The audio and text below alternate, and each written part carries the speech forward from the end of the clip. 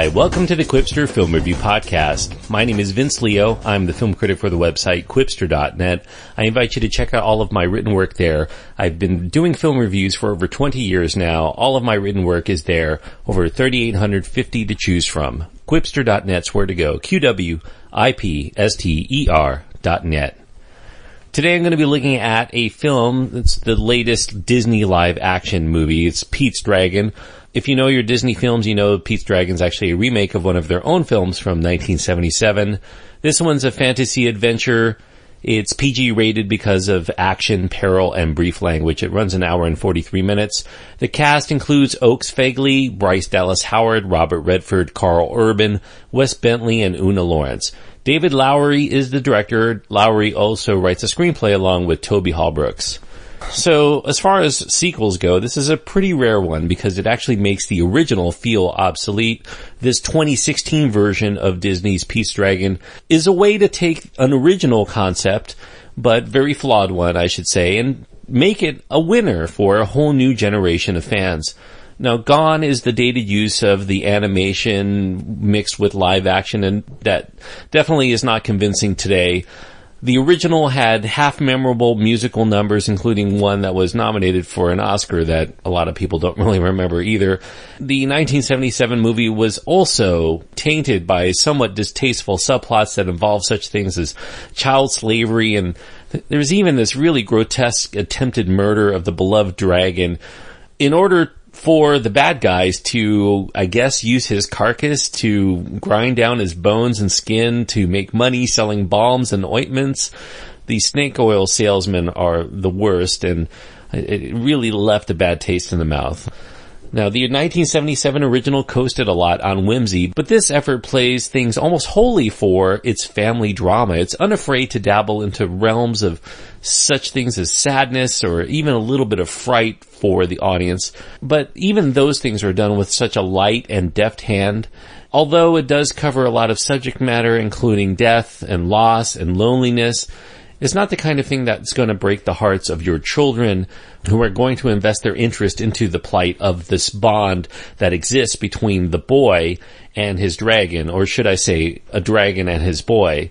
This very gentle, very dreamlike film starts with some of that heavier material. We find the titular Pete as a very young boy, and he ends up left orphaned after his family car crashes, and that leaves Pete alone in the very dense woods of the Pacific Northwest with seemingly no one around to protect him. He's not going to live very long here, that is until a very kind-hearted giant green dragon, who apparently has also gone astray from his own family. That dragon comes along to take the child under his wing, almost literally, and to raise him for the next 6 years in seclusion in those woods. We come to find Pete later. I guess this film is set sometime in the 1980s. Now Pete is 10 years old. He's discovered by a very friendly forest ranger named Grace, who's played by Bryce Dallas Howard.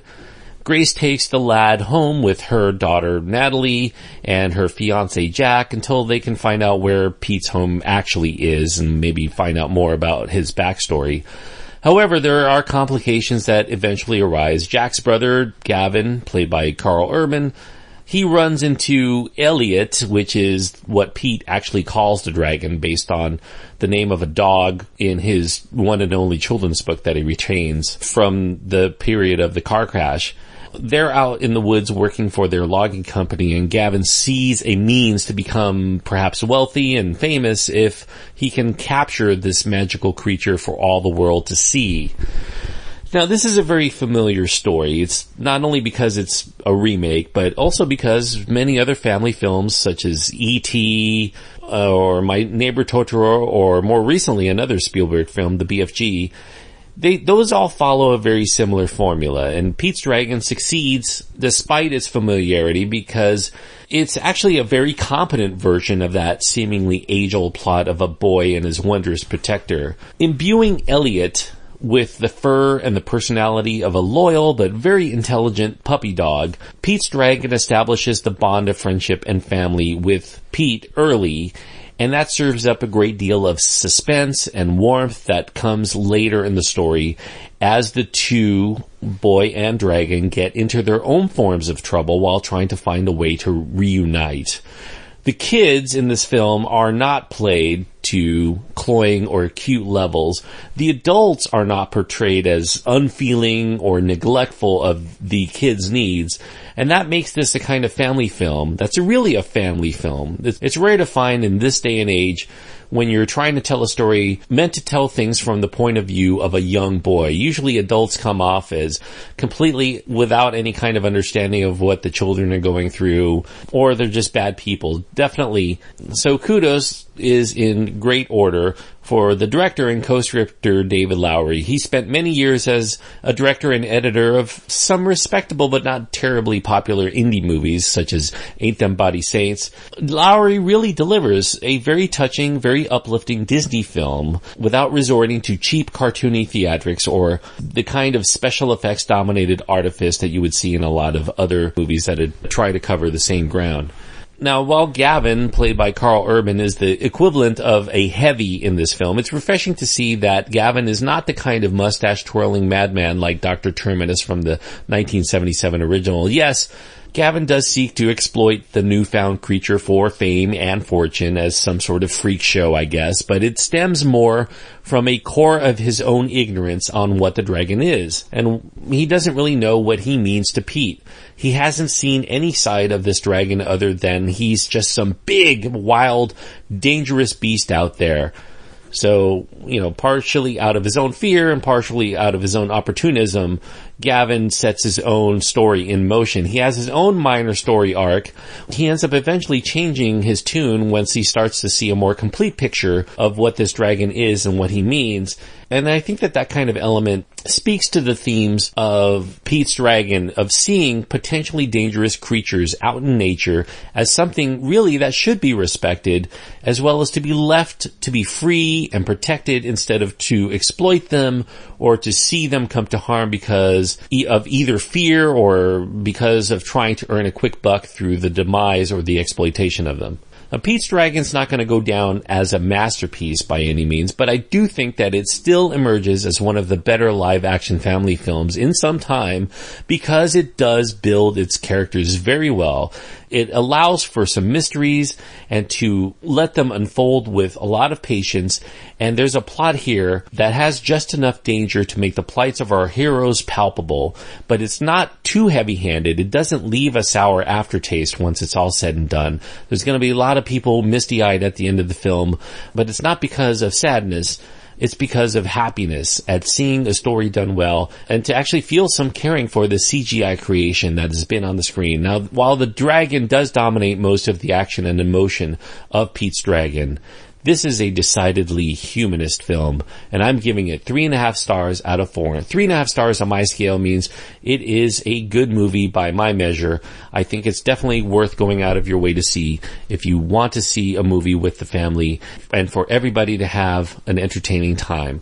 It's an old-fashioned story, but I do think that it is something that is worth cherishing.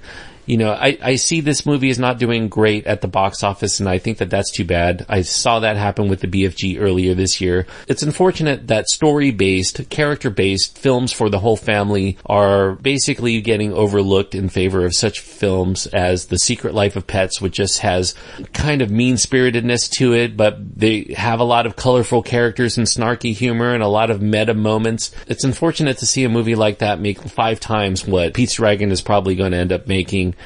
I guess what I'm saying is, if you really want to take your kids to see something that they're going to probably cherish as they grow older and look back fondly, I'd say Pete's Dragon is where to go. The Secret Life of Pets, I think, should remain a secret. Thanks everyone for listening. I hope that you enjoyed this review. If you did, I do encourage you to click the subscribe button and you'll continue to get all of my reviews downloaded into your podcast player throughout the year. If you enjoyed this review or if you've been listening for a while and you want to support the show, all I really ask you to do is to go to iTunes and leave a review and let other people know what you think. If you're a big fan of the show, if you've been listening for a long time and you want to help me out, it costs a lot of money to keep this show going. So what I'm asking for is to put a donation forward. Go to patreon.com/Quipster and leave a donation and let me know, and I'll review a film just for you on a future episode.